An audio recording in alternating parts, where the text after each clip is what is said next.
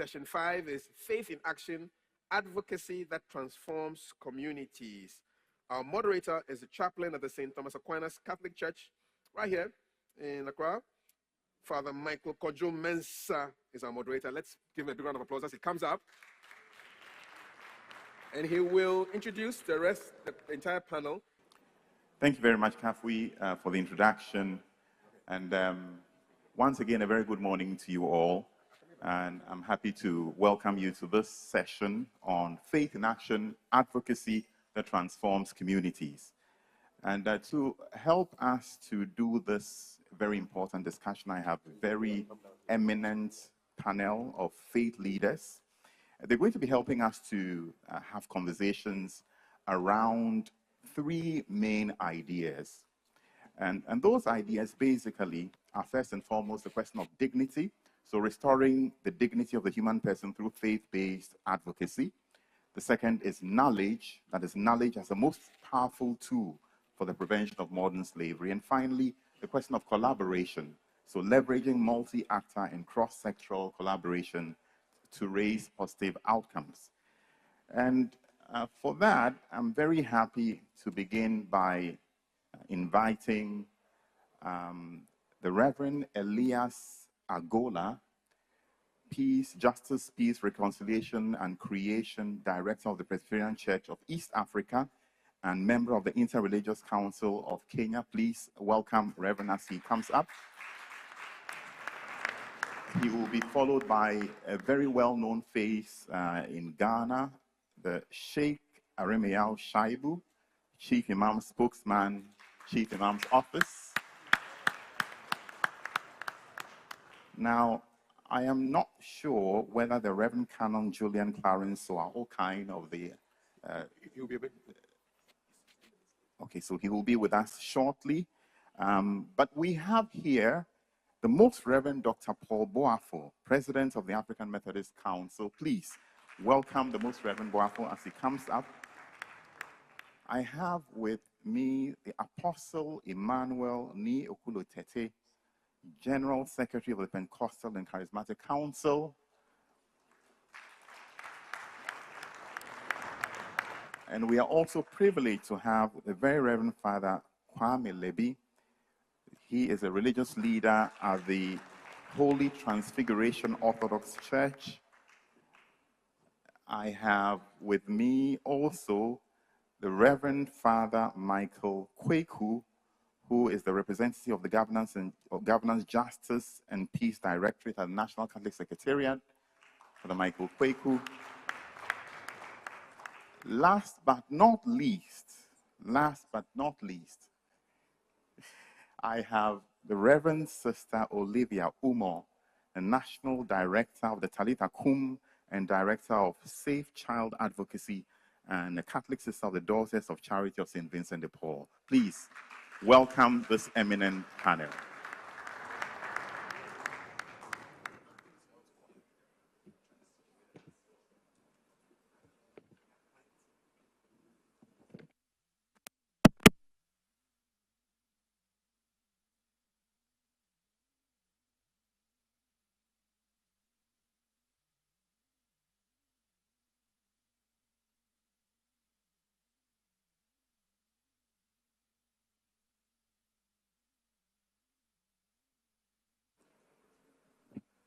So our dear eminent faith leaders, we are truly grateful that you could join us. And we thank you for the time and the resources that you're about to share with us, the knowledge that you're about to give to this conversation on faith in action, advocacy that transform communities.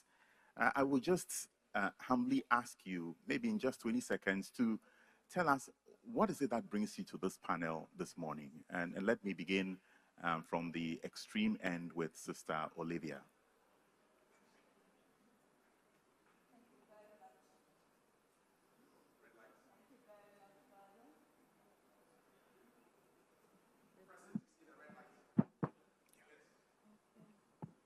Thank you very much, Father, and good morning to this wonderful audience. Father, what brought me here is to join my voice and that of women religious to add up to this conversation that is going on, this very wonderful conversation addressing such a key issue affecting human life in our society, which we have great passion for. All right, so I give the word now to Very Reverend Kwame Levy. Reverend Kwame Levy, how did you get into this conversation with the GFN and modern slavery? I don't know if this thing is working. It's on? Okay. Thank you very much. When I was roped into GFN, I thought I was just being roped in because they wanted an Orthodox person, Eastern Orthodox person, and so I got in there. But in my previous incarnation, when I worked with the World Council of Churches, but my work took me all over the world. And I came face to face with issues of trafficking and slavery, from the streets of Bangkok, Latin America, Africa, Europe. I really came face to face with people who were in these situations, sex workers, some of them who had been forced into it and other things. So it's became my passion. We're eager to hear you on this matter, but let me now go to you, Apostle Emmanuel Tete. Yeah, thank you very much. Coming from the faith fraternity, I've come to realize that God is not neutral when it comes to social justice. God calls us to do just and to be righteous. And to the extent that slavery and child trafficking is social injustice, I think I connect with it, and my organization, that is the Ghana Pentecostal and Charismatic Council, also connects with it. So that is why I interface with the Global Freedom Network. Thank you very much. Reverend Agola, you work with the Presbyterian Church of East Africa and also the Interreligious Council. How do you come into this conversation? Thank you, moderator. I've come to bring the voice of East Africa religious leaders in the need for having human dignity and explaining what we can do together to have us attack this issue of human trafficking and modern day slavery. That's what has brought me here. Thank you very much.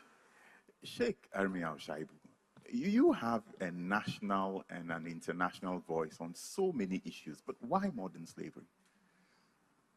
Modern slavery, in my view, is one of the greatest crime and injustice against humanity. For any human being to subject a fellow human being to bondage, whether in modern sense, what we call modern slavery, or the ancient type, or the traditional slavery, it's an affront to human dignity.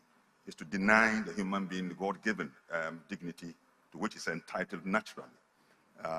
And so I have, ahead of my connection with Global Freedom Network, I've received information from taxi drivers from the Kotokola International Airport about the young ladies who have traveled to the Gulf states, and they have gone through some of the most horrendous treatments, including sexual harassment and then denial of their stipends and their salaries. And when they have made, a protest, claimed or demanded the payment, they are threatened with deportation. And some of them have been deported to the airport here without even the penny to take a taxi back to their homes. So taxi drivers have come to me. Where I lead prayer is not far away from the Kotokola International Airport. And taxi drivers who are Muslims come there to pray, and they have told me about it. So that triggered my interest. So in my connection with the Global Freedom Network, it even gave me the passion now to say that this is an affront to human dignity, and religious space should be used effectively to rid our world of this kind of crime against humanity. Thank you so much, Sheikh. Most Reverend Paul Wafo, I know that you have been a constant voice, and an advocate, over the past 5 years or so with Global Freedom Network. What is it that, keeps you continually, on this path and on this fight? Thank you very much, Father, and good morning to you all. I have been very passionate about this from my background as a Wesleyan, and John Wesley was someone who stood for social justice, and right from his days, and that has been part and parcel of my faith, and making sure that we bring justice to society. And so when I got in touch with Global Freedom Network, I saw that it was in line with my passion. And so I just bought into it. And since then, I have been part and parcel of every activity of Global Freedom Network. And I think that is the best way to go. Thank you, Reverend Wafo. Father Michael Kweku, you work at the National Catholic Secretariat, and your area of work has to do with governance, justice, and peace. What can you say about your recent engagement with the GFN? Well, it's rather interesting when your friend and your brother, with whom you are very informal usually, is addressing you on a more formal platform. We've been friends, brothers for over 30 years now. No, I tell you what. For those of you who pay attention to the media landscape on especially issues on environment, I do a bit of work with that. But my sister who works in Ethiopia has started calling me Father Galamsey. And I said, you think I'm passionate about Galamsey? Wait till you hear me about human trafficking and modern slavery. So it's a personal conviction about the dignity of the human person and the need for every person, whoever they are, to be free. But also this is informed by the Catholic Church's corpus of work on social justice, which is built on the fact of the dignity of the human person created in the image and likeness of God, which means that if I believe in this, then I have no option but to fight for the freedom of every single person. Thank you very much. We really appreciate all of you and the contributions that you have already begun to share with us. But let me go to you, Sheikh Aremia Shaibu. I'm interested in what you believe is the role and the importance of faith leaders in challenging harmful social, political, and cultural activities and beliefs in the fight against modern slavery.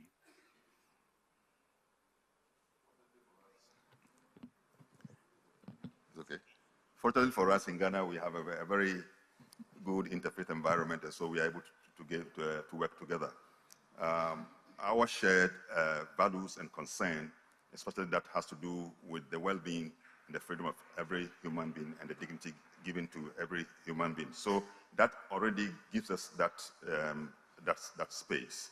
But our diversity is natural, and out of those diversities arise some of the traditions that bear some of the harmful consequences on our people. Some may have very good consequences, but some also may have. So those that are rooted in culture, tradition, and beliefs are things that faith-based organizations and religions can work together and see what can be done sometimes to just challenge those texts, if you like, or those cultural traditions. Let me give an example of, for example, in some traditions, some beliefs, that if you marry and you are able to cater for your wife very well, in appreciation, they bring her younger sister and add it to you.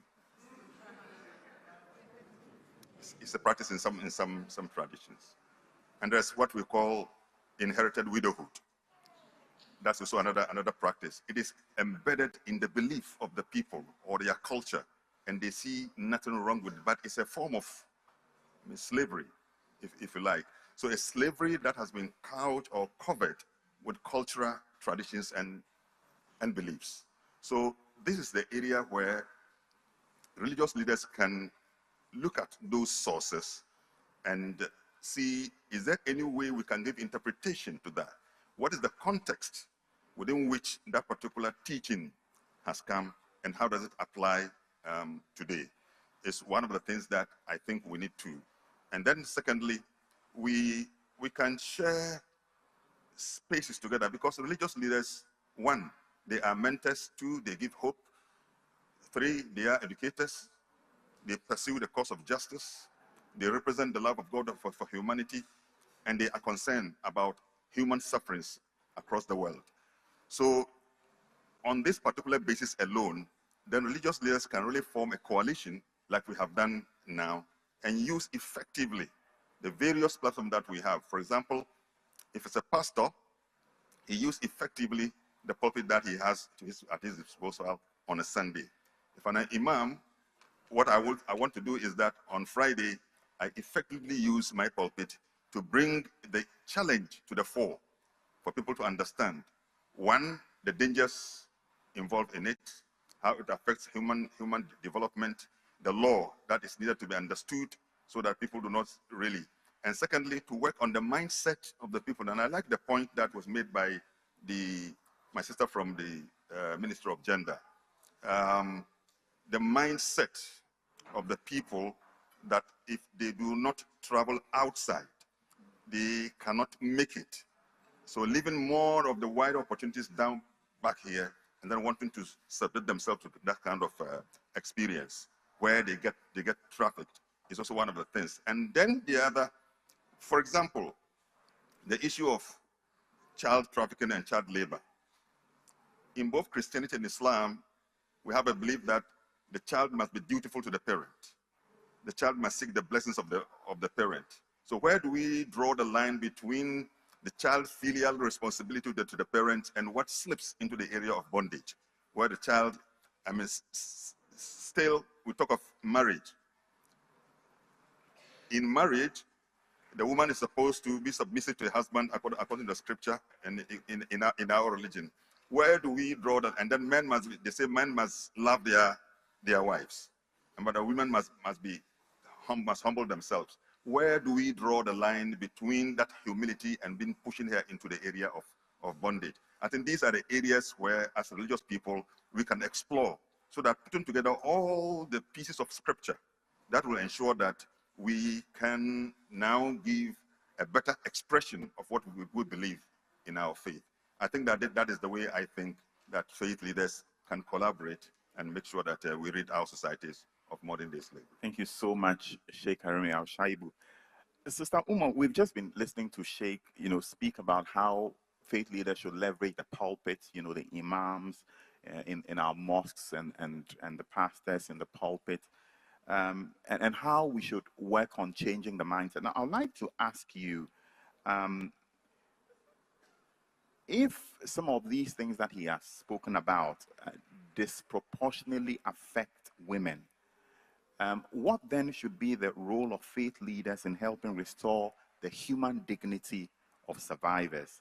And what is the role of women religious leaders in addressing gender-based exploitation and the harmful norms that underpin it? He's spoken, sometimes about what happens to our women in the family. They're supposed to be submissive and so on. What are your thoughts, sister? Thank you very much.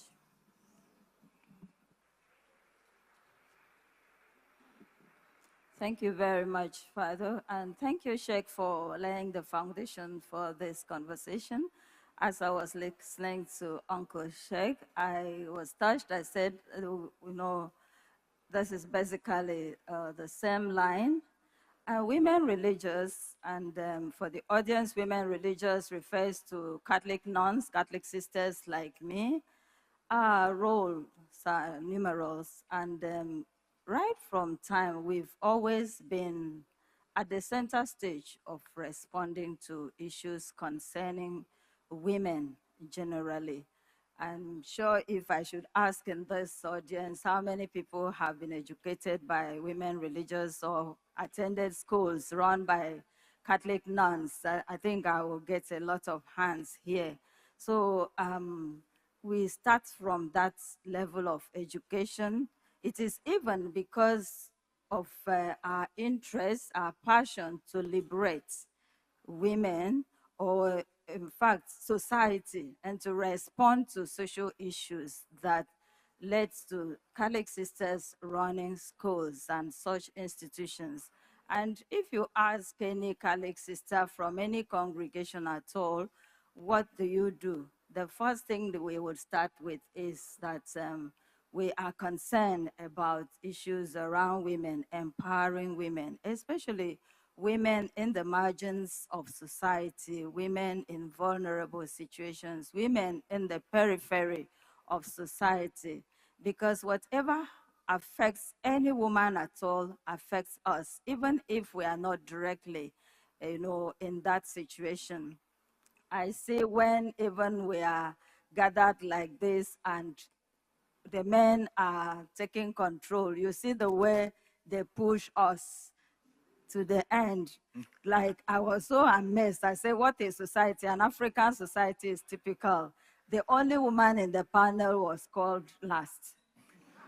And she's at the extreme end, not in the middle. What is that? So gender-based exploitation in this society is numerous. And we women religious, we are really concerned. And that is why the International Union of Superior Generals started Talitha Kum International Network. And Talitha Kum is a network of Catholic sisters against human trafficking, gender-based violence, child marriage, and all of those exploitations that affects women. Let's call it gender-based exploitations. And we stand up seriously against these harmful norms. That's why we cannot keep quiet whenever they are happening in every sphere of society that we are. We may not always be shouting around, but we are very powerfully working, educating women so that women ourselves would know our worth, our dignity, take our positions and realize that we don't need to be, approved by men. The men don't need to give us approval. And we do this by various education of women at various levels. My office in Kumasi Archdiocese, the Safe Child Advocacy itself, works with women on the street. And our priorities are given to women, girls on the street, the ones you will call the kayayos. We provide sponsorship, access to formal education. We provide access to skill training. We are there standing beside women who are affected by gender-based violence in the family. We support them through education. We also challenge these norms when we have opportunities to talk to community leaders, to talk to faith-based leaders, to talk to or to address or to deal with anybody at any level. And the international network, the Talitha Kum network, does not end in Rome. It has established 60 local networks in various countries, including Ghana here. And this network is a collaboration, coordination of all Catholic sisters, even including religious priests, brothers, and other civil society organizations, to work together to, combat, if I may use that word for want of word, human trafficking and other violence that affects women. And education is key. We do a lot of education of women, education within the communities. In fact, we have communities where we have been doing education in the north, And we have carried out campaigns in various communities in the North against these harmful practices that towards gender-based exploitation. Just to say it in very broad dimensions. Thank you so much, sister. And I have to say, you know, that the only reason why sister is at the end is because she is so sought after that she has to leave midway to have an interview with the Vatican. And that's why she's over there, so that she can quickly escape. But I'm going to escape from this side. I'm escape from this side. So that is the only reason why she said that. So, sister, I can't escape from we truly appreciate you. But let me say this: Sheikh Shaibu and Sister Umar have spoken, both of them, about the role of faith leaders. Sister emphasizing more the role of women in restoring human dignity. But Most Reverend Paul Boafo, what do you believe is the role of awareness raising in empowering communities to live lives that are free from exploitation? Reverend Boafo.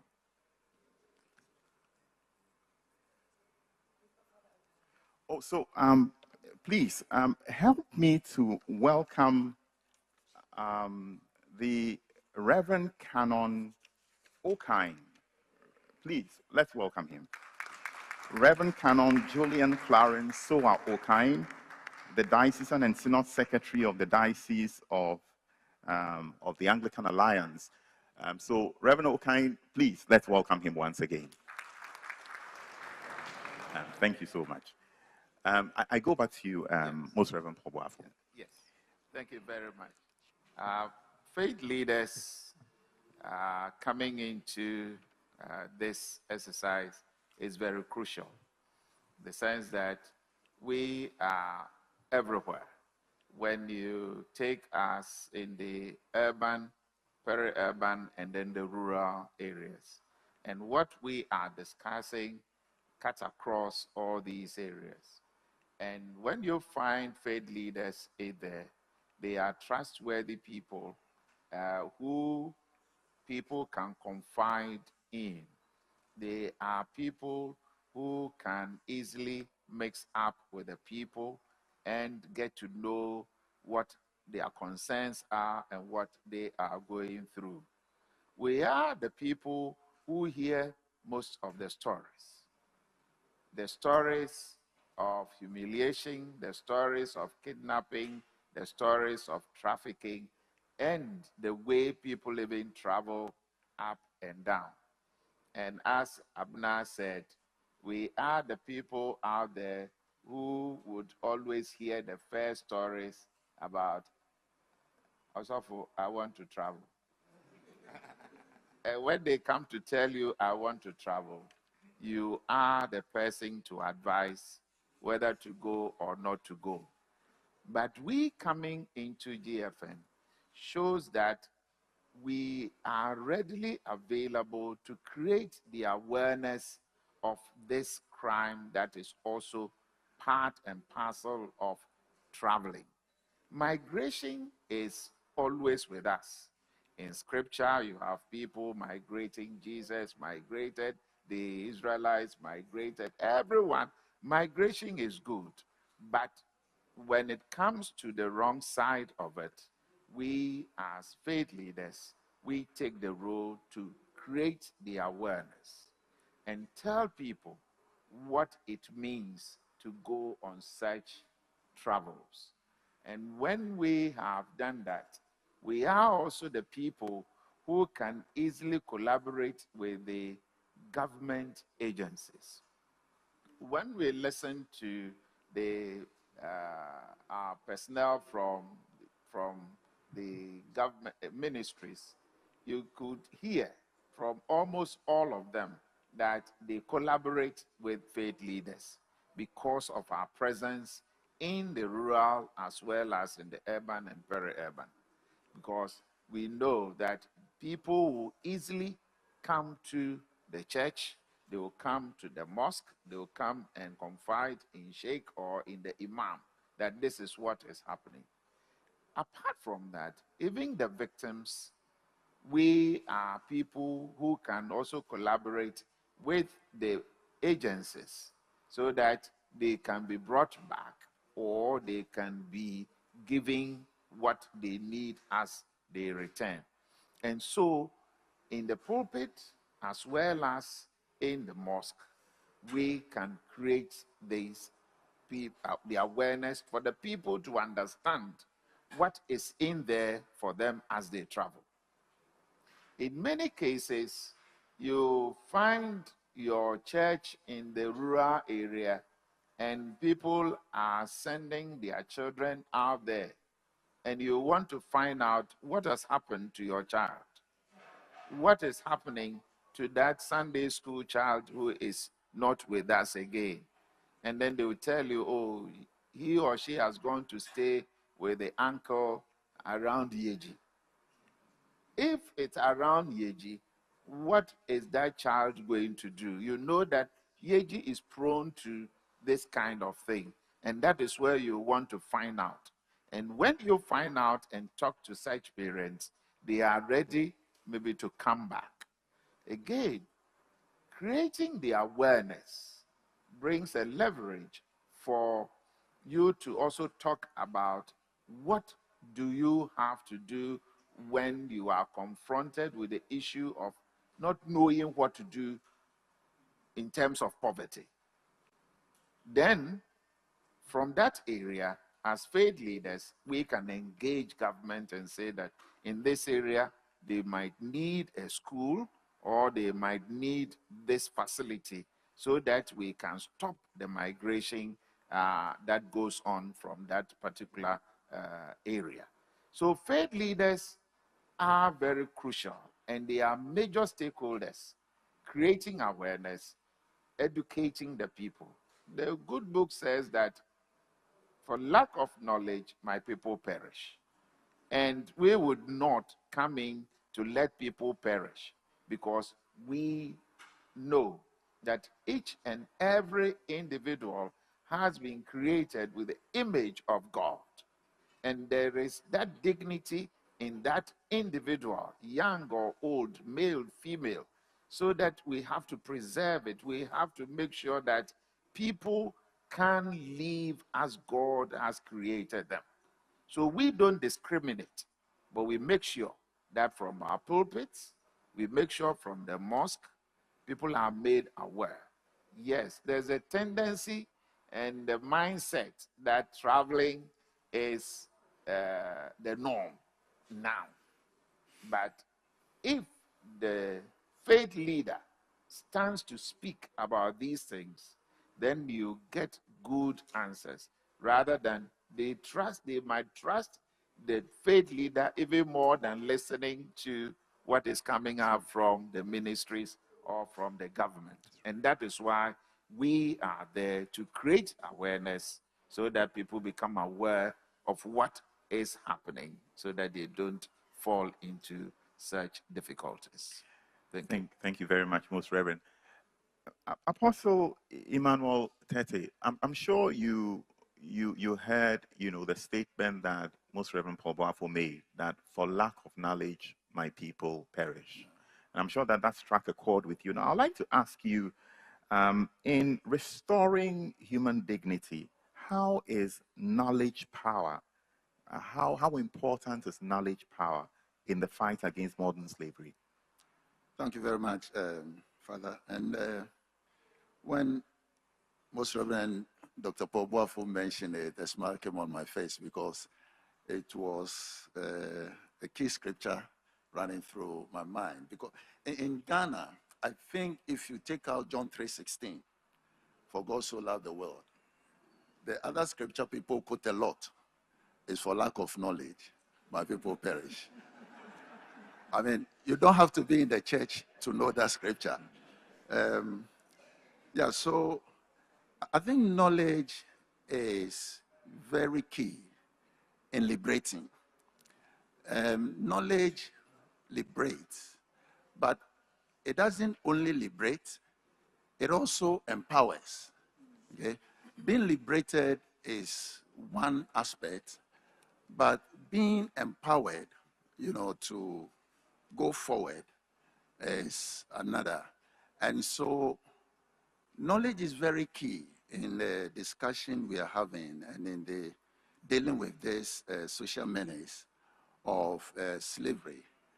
A lot of communities and societies and people, families, I think, like has been said variously, are not so aware of the strategies that some of these traffickers use. And I was quite excited. I was sitting at the back.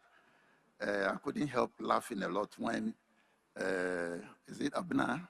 Yeah, when she gave the example of how ministers, as in the clergy, we, in the spirit of trying to encourage people, we begin to prophesy over them.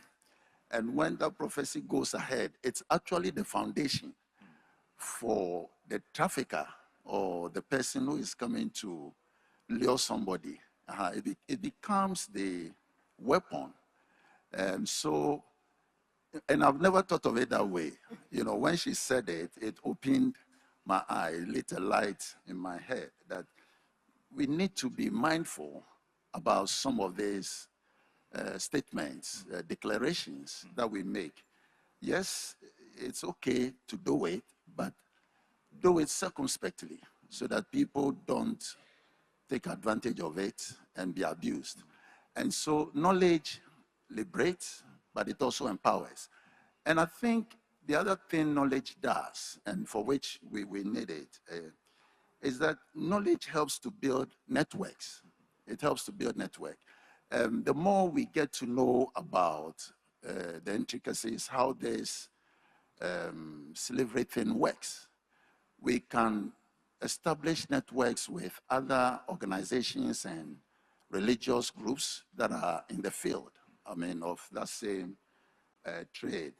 I've been working with Sheikh Karimiyao and other faith leaders, my brother Michael Kweku from the Catholic Bishops Secretariat, others we've been working very closely. And I think working on this takes us to another level of collaboration and having known how it works across our different areas of practice. In terms of advocacy, we engage a lot with the government sector, My association with GFN, Global Freedom Network, is opening up an avenue for further advocacy with government and the government sector as a whole in terms of what has to be done to put in the right laws, legal framework, how to help empower families. Most Reverend Dr. Paul Boafo spoke about social amenities in the rural communities. We could act in this area so that people don't necessarily migrate, or they are not lured into migrating into other areas. I think all these come with a degree of knowledge and awareness. And the more we do that, the more we go forward. Thank you very much. Thank you very much, Apostle Tete. Let me come over to you, Reverend Canon Okain. When Reverend Tete was speaking, he spoke about the fact that sometimes, a mere prophecy, in church could actually open the door, to some vulnerable persons to be exploited. So how important is it as faith leaders to continue engaging vulnerable populations on the question of modern slavery? Thank you very much. I believe that... I think your microphone is still off.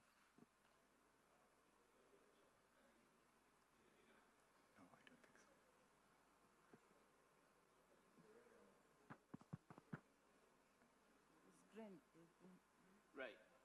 Thank you very much. I believe that many faith leaders, in one way or the other, have failed our people. And I will attribute it to the fact that many of us have given the free way to these so-called prophets to eat into our members We don't normally engage our members or we don't find time for our members when they find themselves in this challenge. I'm just coming from a lecture when a friend of mine or a colleague of mine gave an instance by saying that his little sister, after completion of university, thought it wise to travel.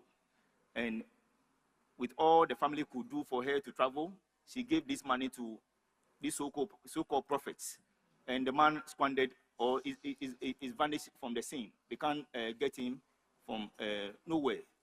I believe that if we go down with education to our members or give them the platform to come to us and express their pain or challenges to us, this thing will come or will be the thing of the past. Many a times as faith leaders, we don't go into the shoes of our members or our followers. But being leaders, sometimes we need to concentrate as well on the followership. If the followership trust us, we need to give them our support. If you don't give them the support, they will end up falling in the hands of these so-called prophets. And another instance is where a prophet, this so-called prophet, also having a woman going to see her for the lack of because of need of a child, promise her all manner of things, saying that if she is to, you know what I mean, she'll give birth. And the woman apparently ended up sleeping with these so-called prophets. I will attribute all this to the fact that we, as I said earlier, we have failed to engage our members. We need to come down to the level of our members. We need to be in their shoes whenever they need us and to give them hope.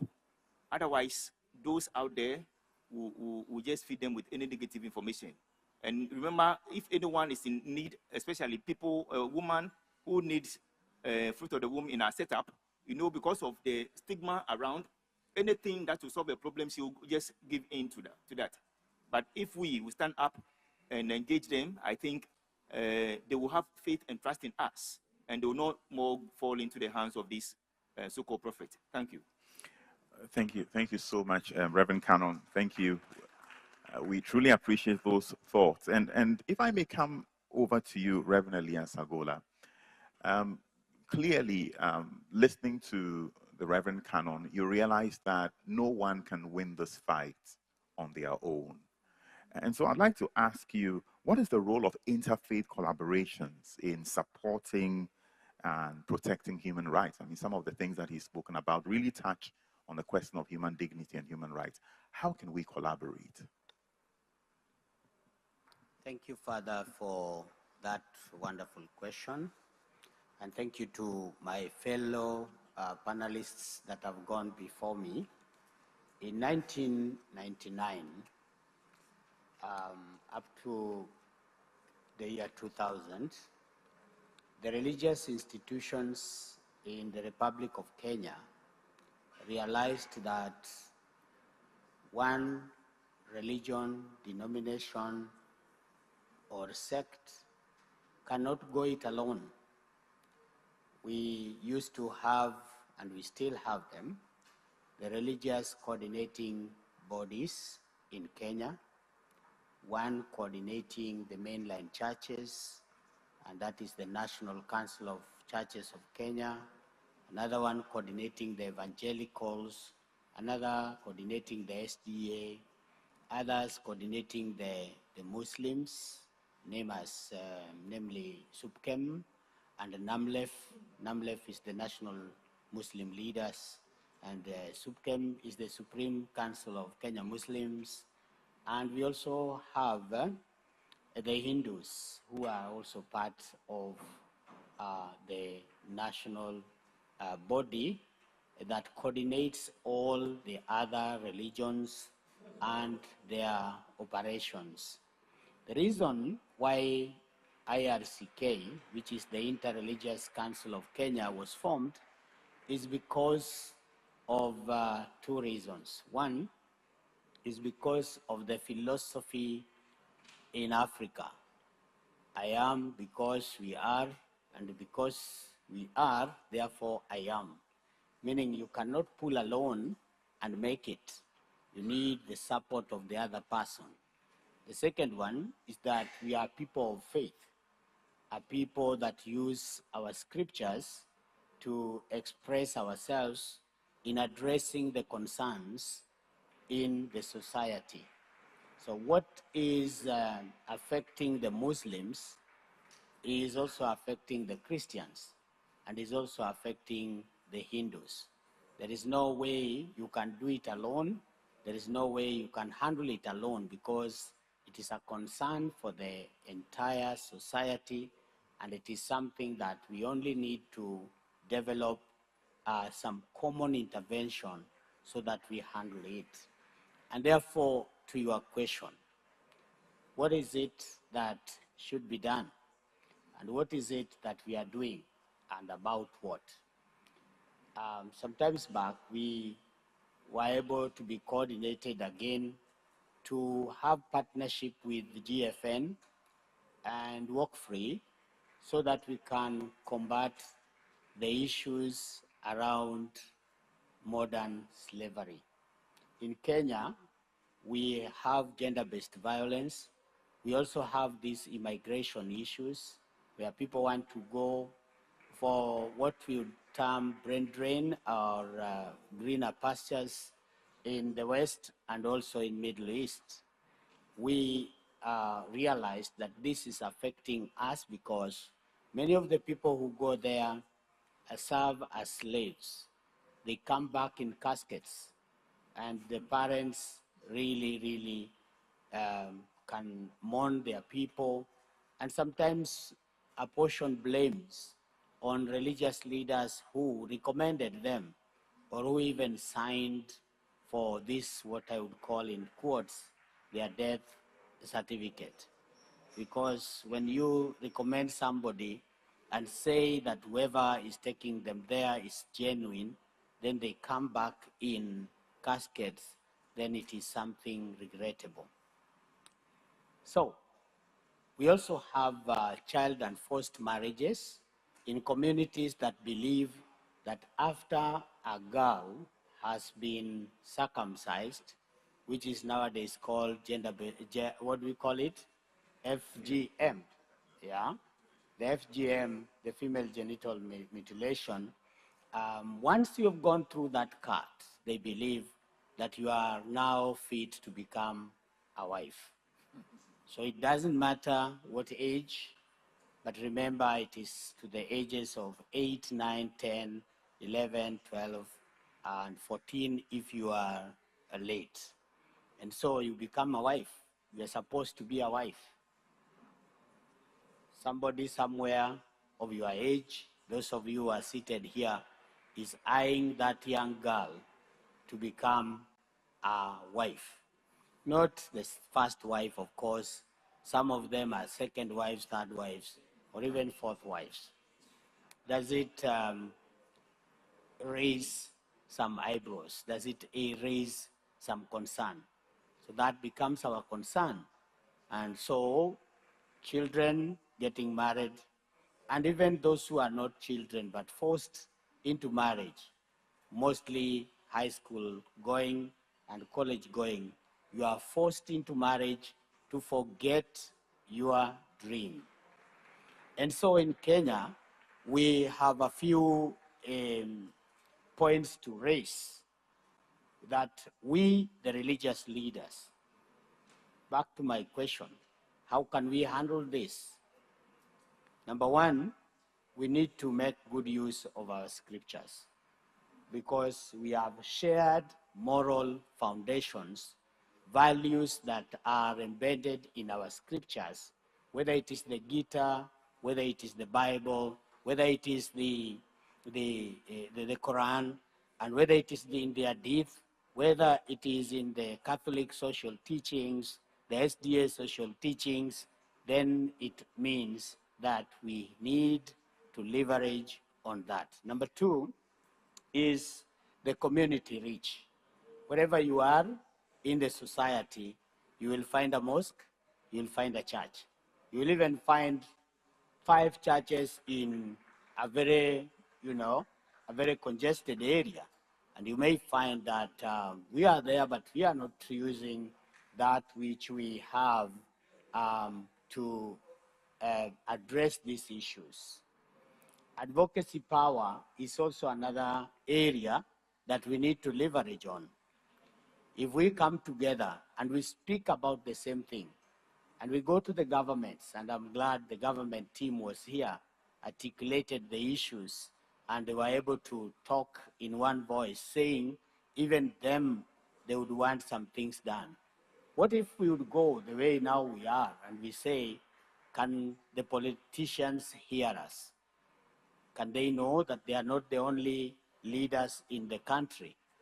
Can they know that they are not the only people who will show direction to this country?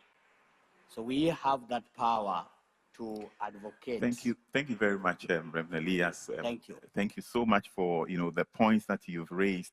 And there's one thing that you said that struck me deeply. Whatever touches the Christian touches the Hindu, it touches the Muslim, and also some of the questions that you raise really touch on criminality, and that's where I come to you, Father Kwame Lewi.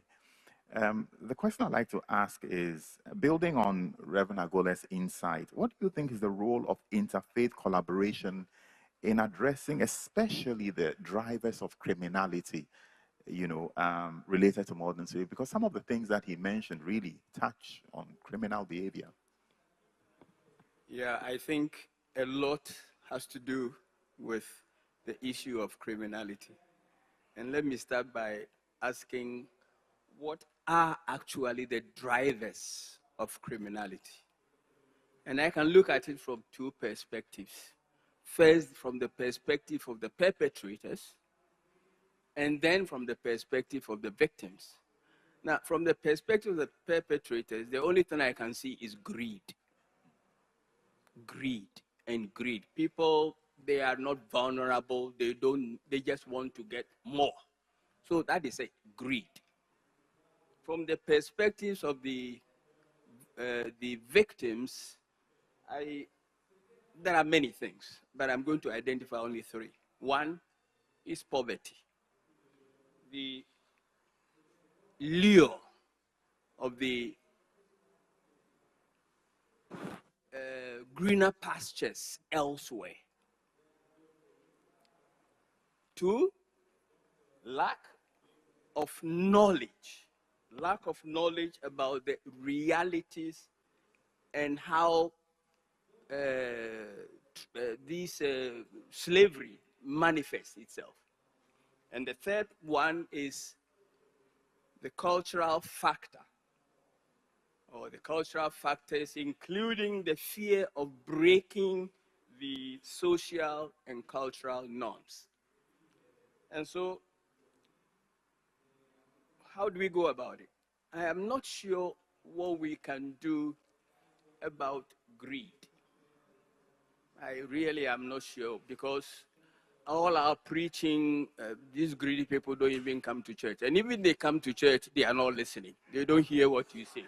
So your preaching will not do much there. So what else? Probably the only thing we can do is pray for divine intervention to change people's hearts. So let us leave it there.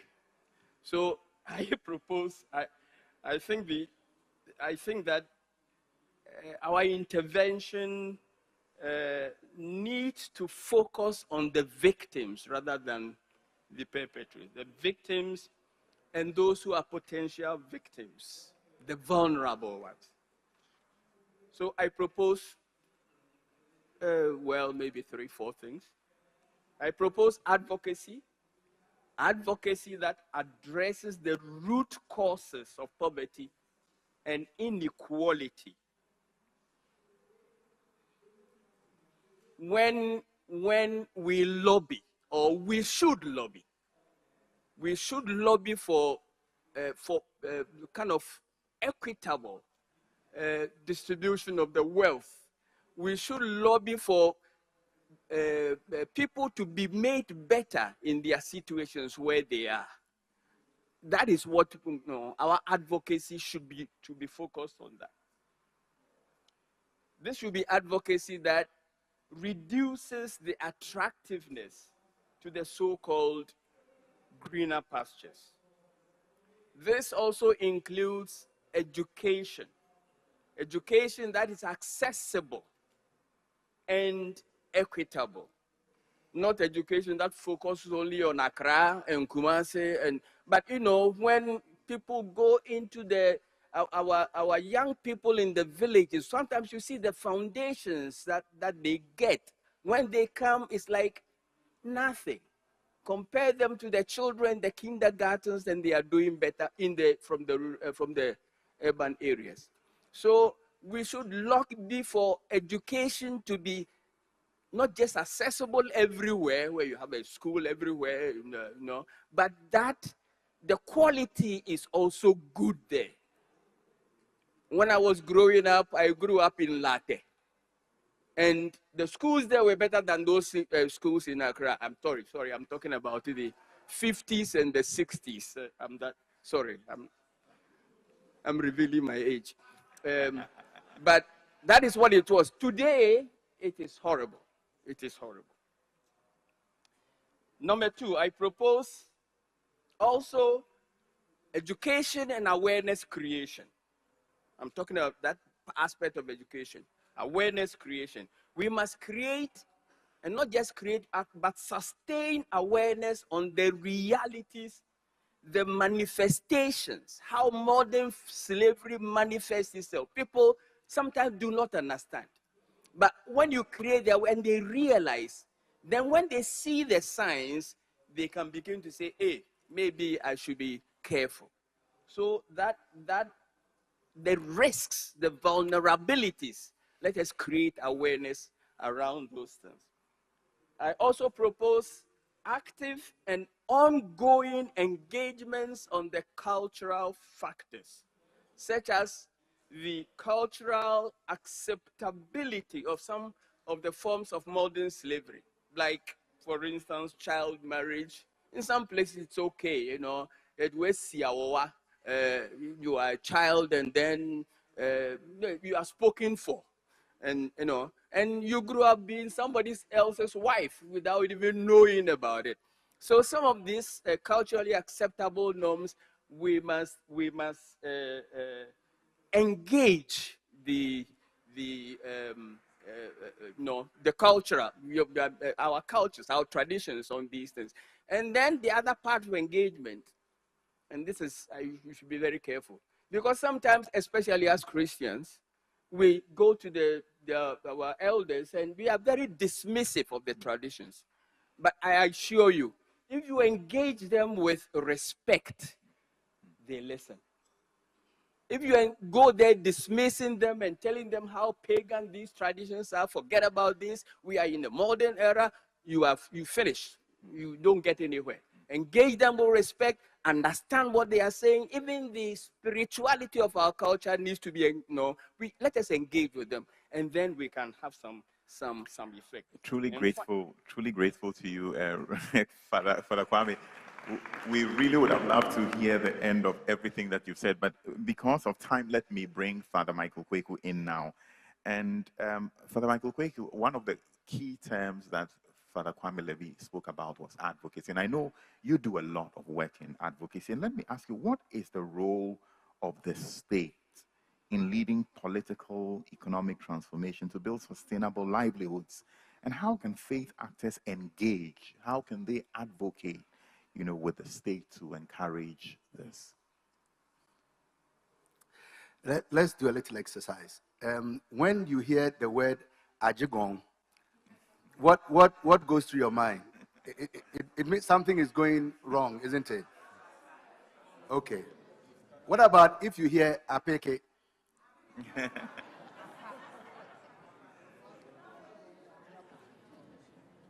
Now, I intentionally chose these two to bring home the idea that the potential for Ajigong and Apeke both exist in us and in our milieu. We have to choose which one we want. So the total collapse of a sustainable life, or the building up of the common good, which is for all of us. Now, there is a contract or a covenant between a people and their government.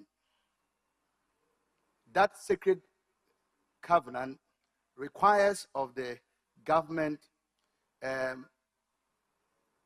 responsibilities based on justice. Now, when I say justice, I mean that in two words, in two senses. The first one, which I learned in law school, justice is given to each other, which is their due, and which is proposed to us by Justinian the second, which is a strict understanding of what justice is. But there is another sort of understanding of justice, which is a more ample understanding of it, which is respecting the implications of a relationship. Now, that is what I think must exist between the governments of a people and the citizenry. Because there's no government if the people, at least in democracy, if the people have not, out of their own volition, or if you want, with the sovereignty that is, resides in them, have not voted them into power. So by that, a relationship is established that they become the governing body and we become the governed. Now, that relationship requires of the government to fight for the good of its people, sustainable, way of living, which of course then will bring issues of equity. But all of this must be geared towards, if you want, the common good. The common good, which is not what we see in most even democracies, where the very few, own the majority of society's goods. If we want to reverse this and make our livelihood sustainable to the extent that is able to dissuade people from looking elsewhere for greener pastures, then those of us in this space as faith leaders must begin to see that advocacy is no longer just talking, but that advocacy becomes, beyond just a duty, a constant call for strategizing and testing which strategies work to drive home a particular issue, to make sure that we don't rest until the needed result is gotten. So we must nurture conversation with government. We must also be able to mobilize our grassroots, because we have ubiquity. Almost every village there's a church, there's a mosque. And if it is true, what the census told us, put together, all people of faith in Ghana put together, we're talking about 95% of the population. Now, if we agreed that human trafficking or modern slavery, in fact, is this menacing crisis, let us mobilize our people from the grassroots and say, we are fighting this together. Let's go to government and say, we want this and this and this. Then government is going to say, together we're going to do A, B, or C. I was very happy to see your name is Abena, isn't it? I'm going to be working with you because you have a very good way of articulating the issues. What I'm going to want to see someday is whether your strength will be sustained to do this, because the job is difficult. It's really difficult. So what I'm saying is that let us together begin to nurture conversation, sustain the advocacy, and mobilize our forces on the ground to make sure that together with government, we form a force that makes modern slavery unattractive and freedom for all very, very attractive and pursuable. Thank you very much, Father Michael Kweku. I'm beginning to wonder whether we sat in the same classroom. But I think this has been a very enlightening conversation, and it is time to bring in the audience to be part of the conversation. I'd like to invite our MC, Kafui. Where might you be?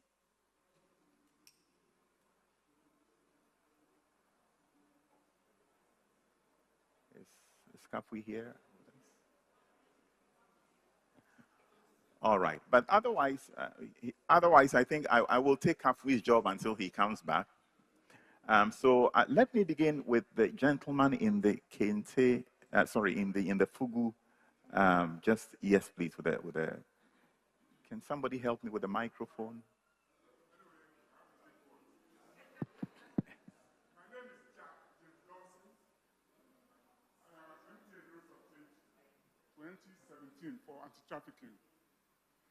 And I'm happy to be here, especially speaking to my brothers who are from the faith.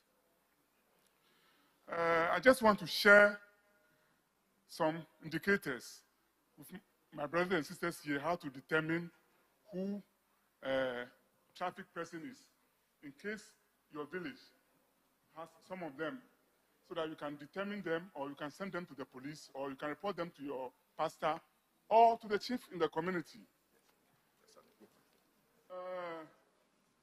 I'm also happy to see Brother James Kofiana with me here. We were all colleagues in this business, but I'm quite getting older than him. My brothers and sisters, trafficking now cuts across so many channels. Number one, about what situation, house help, they can become a traffic person.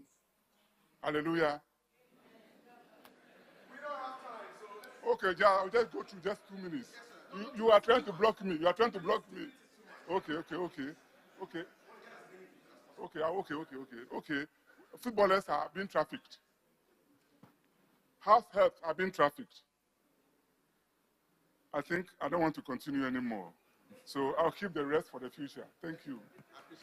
Thank you so much. Mr. JOY, go ahead. Thank you. Please put the microphone on. Hello? Yes, go ahead. Yeah, my name is John Sousuyeboa from Sewa Foundation. I think I have a little proposal as far as this fathers and reverends are concerned. I was thinking that maybe we will invite some of these difficult pastors and the prophets, because in these days in Ghana, we can even see that the most influential people are the prophets. Based on this, we need to train them or also let them understand what is human trafficking. So get the difficult pastors in and train them, correct? Is that your solution? Yes, that's right. One. How many do you have? We don't have too much time. We want to get as many views as possible, please. You let me end here, because the other one that is coming is quite serious. Thank you so much. Hello. Thank you very much. My name is Daniel Hansen, Crystal Hope Foundation. I've listened a lot of different perspectives towards this issue we are here for. I can see that there is no traditionalists among you. No traditionalists among you. And one of the panelists also point to that fact. Two, per the discussion, you see that as we sit here, we are looking at the problem sitting somewhere from the way the information is coming. And we are thinking of taking the solution to them. But I don't see it like we see ourselves living among in the midst of the problem. What's your point, sir? So my point here is that the church, since I'm strong believer in Christ, the church in our communities there, it looks like we have ghettos in other places, things are happening. The church should strengthen their outreach. Okay. So the church should go into the ghettos. And finally, we should not forget that we are now becoming lovers of ourselves than even the core that we have been called to reach out to the issues in the district. That's why we protect our salary, money, and everything in our position that we find ourselves in. We got you, sir. The church should step out. Step out. So more traditionalists to be part of the conversations and the church to enter the ghettos. Okay. All right. Thank you, Kafui. Thank you, panelists. Okay, so I came in a bit late, not because I chose to be late, but because I was invited somehow in the course of time, so I couldn't tell. So forgive me if I happen to say something that has been said. But my first point of concern happens to be about parenting. I'm not quite sure if in all of these presentations you have touched on anything parenting. I feel parenting in our time has not gone so well. The other thing that I foresee with modern parenting is that a number of parents are training their wards to be more fitted into the Western world. Why do I say so? The language spoken at home with them is no longer localized. I'm not saying, for me, I give a thumbs up to the English language, #1 language in the whole world, because the globalized world cannot do away with a common language. That is key. However, we all grew up in homes where if our parents will be teaching us English, at the same time, they are teaching us the local language, where we can all understand each other on a very common basis. And of course, sometimes we need to be very localized in environments that we find ourselves to be able to get to the bottom of issues much better, and then later revisit the issue for the common good, as one of our panelists said. So thank you very much. So parenting and language issues. Okay, boss, you're in. You're on. Yo, thank you, all of you. May God bless you. I have one issue I just want to put it across. I see that when our people are talking about the government, the issue is on with the pastors, the church leaders, and then the imams. There's one thing going on. It seems we are hiding people from reporting them when they offense. One reason is that we fear to support their families, the children, and then the parents. This one is my personal issue. It's happened. A man in my church with a wife having 4 children. And this man, a grown-up, were able to rape somebody and then go and sleep with a small lady. A small lady. And when this issue comes, as a man of God, I pray not to arrest the person. But later the thing cropped up. And he was arrested. He was put in prison for 9 good years. And I have to suffer going to his psalm every week and all these things. So this have been making some of leaders, even the village in which I'm now. You can see a small lady, 13 years, even 9 years and so forth. Somebody sleeping with them. But to bring these people out, when you bring them, the focus is on you. You have to take care of these people. I did that, in fact. So my question is that what is government doing to support the families and then the church leaders? What are we doing to support these people? Did you arrest the guy? Did you get the guy arrested? All right. All right. It's okay. All right. Okay. Now, Osofo will speak. Nana will speak. Osofo will speak. Yeah, thank you very much for this opportunity. We have heard a lot from you. I also want to add my voice to it to ask the lady who works at the social welfare. Do we have any punishment for irresponsible parents? Do you have any punishment for them? Because there are so many people in our communities who are irresponsible. And every day, in and out, they report to us as the clergy. They're asking for support. They are asking for help. So if indeed we can, and even if we can report them, so that something can be done about them. They are responsible, a lot of them. And that thing has to do with the churches, in which which way or which small way can we help to solve this menace? Because it's really a problem to us as a church. In which way can we do it? In my church, in my locality, what we do is that we have established a school.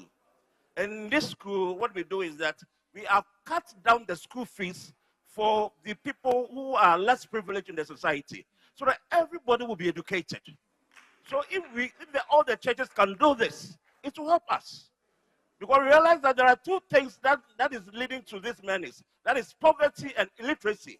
And if we are able to solve them, believe you me, I believe that we can solve this canker. Thank you. Thank you very much.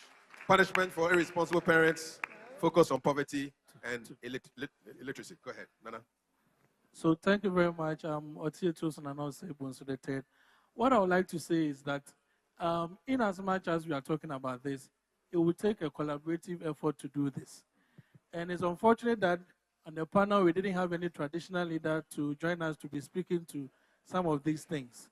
Because the community that we live, it is the same people that are in the community that are our property in quote, that go to the church and to the mosque. And these are things that are prevalent in those places that we are neglecting. There are aspects of our culture, our traditions that we are continually neglecting because, unfortunately, I'll join my sister to say our churches, some of them, are demonizing everything about us.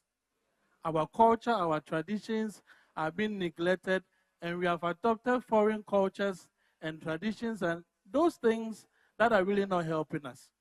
I believe that if we are able to collaborate well with our traditional leaders, the government, and then our religious leaders, we'll be able to make a lot of impact with this gender-based violence and all that we are talking about here. Thank you very much. Maybe next time we have an African traditional religion, somebody on the panel. Okay, go ahead. Okay, my name is Enoch Deripufa from Challenging Heights. From the previous panel, we heard about laws and policies for, laws for prosecuting people who go against some of these acts. I want to find out, do we have any regulation on, that govern the work of religious leaders in Ghana? If we do not have, why don't we have? Because my brother from immigration tells me that if somebody reports that he or she has been abused and I don't report, I can be prosecuted. How different is it from someone who advises another not to go to the hospital and the person dies and the person is left free? Thank you. All right, gentlemen. Okay, thank you very much. My name is Fadila Fseni, and I work with Yumbaho Foundation. All right, so my question has to do with, we seem to see a lot of things happening in our society to be kind of spiritually affiliated. And mostly this is influenced both by the traditional leaders and also with our Islamic leaders or our faith actors. How can we reposition ourselves to let the government do the right thing? Thank you.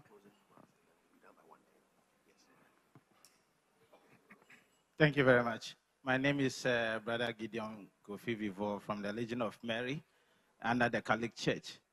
To answer my brother, the church is doing better.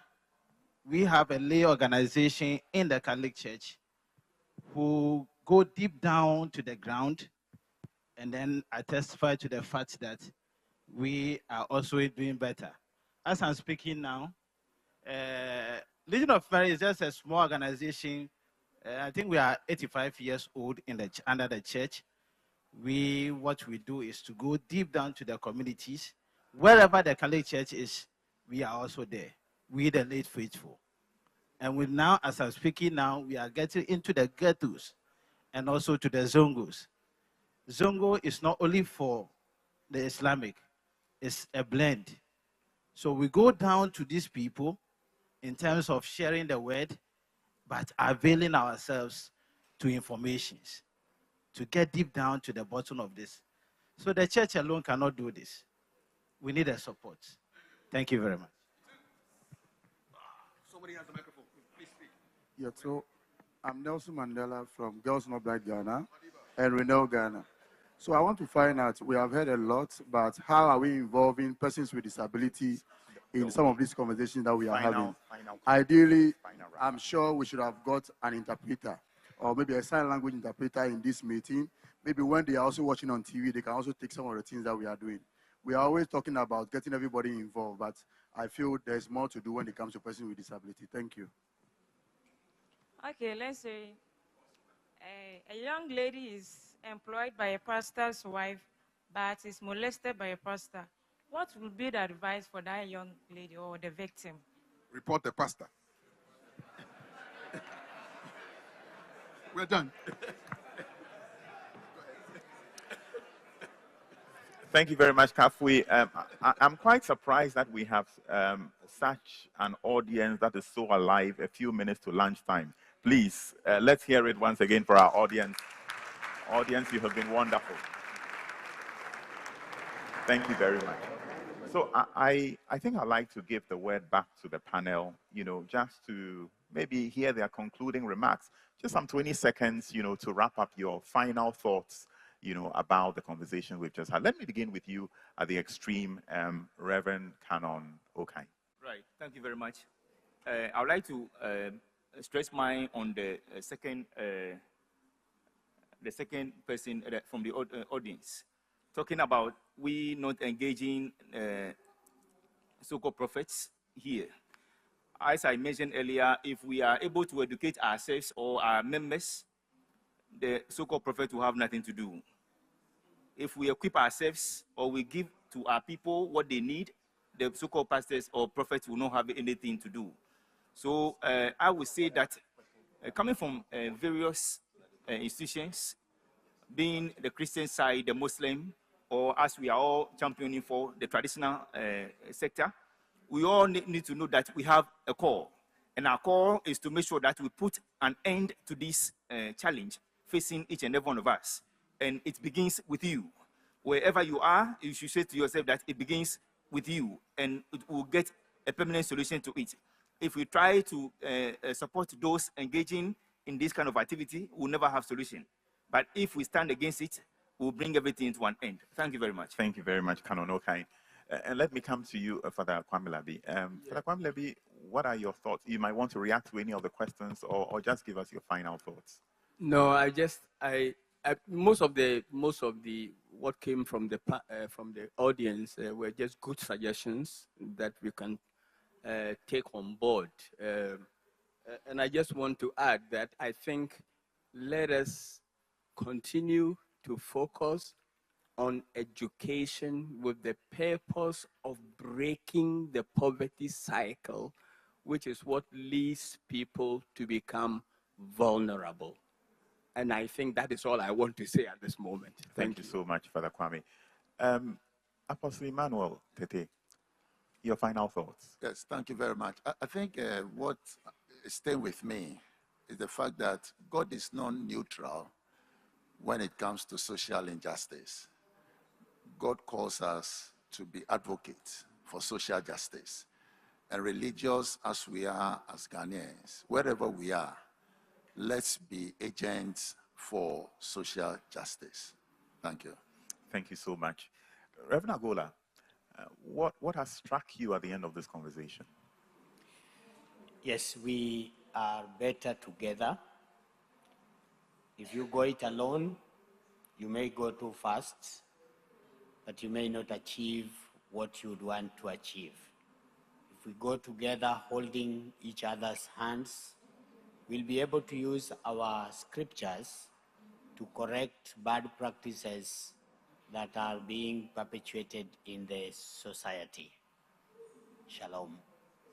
Thank you. Shalom, shalom, Reverend Agola. Sheikh Arimi, thank you so much. I think I agree with the Reverend that we need to interrogate the cultural, traditional, and religious basis of some of the practices or something that give drivers to modern slavery. Once it is rooted in the belief of the people, they do not even see it as slavery. So you go, you want to even take them out, and they challenge you. That's one. Two, I think we need to do a strengthen counseling within our religious institutions, especially for young people who feel that without traveling to the developed world their world comes to an end.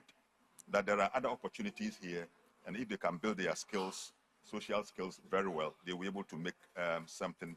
The third one has to do with parenting, and I agree perfectly.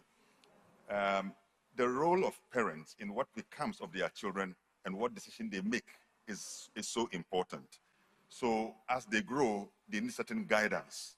And who is more qualified within the small social unit of the family to guide these young people more than the father and the mother or other close members of the society? So I think we need to also use our space as religious people to assist people to understand what does it mean to be a parent, and what are the responsibilities, especially in the midst of these challenges that are confronting us. Thank you so much. Thank you so much, Sheikh. Most Reverend Boafo, your final thoughts. Thank you very much. I am living here with collaboration, because no one institution can fight this menace which is confronting us when we talk of modern slavery. So the church, government, traditional rulers come together, and with that force, we can arrest what is confronting us. Just this Monday, the Faith Leaders Roundtable Conference, we discussed that issue of engaging the community to know and understand what is the driving force behind some of the things that go on. So together with the traditional rulers, we believe that we can fight this fight well as with government. Because as faith leaders, we don't have the power even to arrest. So if somebody comes to confide in us, or we see any traits of kidnapping or whatever, we will have to consult or deal with government so that they, as the appropriate agency, can deal with it. Then we would have finished with our work. But again, when these things happen, sometimes as faith leaders, we are accused of covering up, in the sense that, oh, we there a 70, but you do that and you perpetrate it because they think that, oh, you can continue to do it and do it. That is why we collaborate with government agencies who have the power, who have the authority to deal with it. So you can just get in touch with Abner and see what can we do with this, or social welfare, or the police. What can we do with this? And then together we can address and arrest some of these things. So that's my take as I go home from here. Thank you so much, Most Reverend Paul Boafo. And last but not least, Father Michael Kweku, what thoughts would you leave with the audience? I'd like to leave you with a quote from Shakespeare's Julius Caesar. It says, to be thus is nothing, but to be safely thus. It is not enough to start this fight. It is important to sustain it, to make sure that it has happened. Otherwise, we'll go back to what we always say in Ghana, this one, until we are finished. So we are sustaining it and we are making sure that it happens. That's what I want us all to go home with. Thank you. Please show some love, to this eminent panel.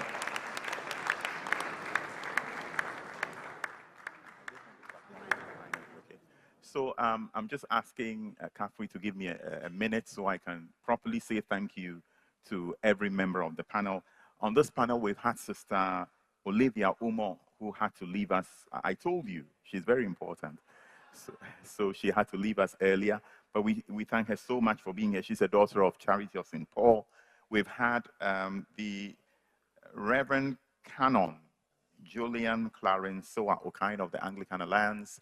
Reverend Canon, thank you so much for coming. We've also had Very Reverend Father Kwame Lebi of the Holy Transfiguration Orthodox Church. Father Kwame, thank you so much. We've had on this panel Apostle Emmanuel Niokuletete, General Secretary of the Pentecostal and Charismatic Council. We thank you for your time. We have here Reverend Elias Agola of the Presbyterian Church of East Africa. And we've also had our very eminent guest, Sheikh Aremi Al-Shaibu, Chief Imam's spokesman of the Chief Imam's office. We've had here Most Reverend Dr. Paul Boafo, President of the African Methodist Council, and we've had Father Michael Kweku of the National Catholic Secretariat, and I've been your moderator, Father Michael Mensah. Thank you so much, eminent panelists, for being here, and may God continue to richly bless you.